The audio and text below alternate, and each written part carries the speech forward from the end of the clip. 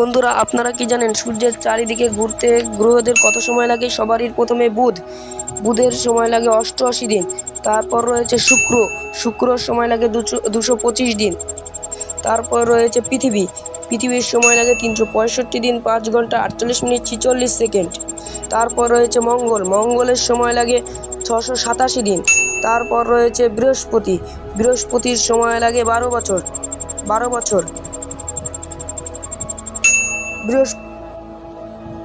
তারপর রয়েছে শনির ঘুরতে সময় লাগে প্রায় 29 বছর 6 মাস। তারপর রয়েছে ইউরেনাস। এই গ্রহে মিথেন গ্যাস বেশি থাকায় রং সবুজ দেখায়, এর ঘুরতে সময় লাগে 84 বছর। তারপর রয়েছে নেপচুন। এই গ্রহে মিথেন হিলিয়াম গ্যাস বেশি থাকায় রং নীল দেখায়, এটা পরিক্রমণ 165 বছর।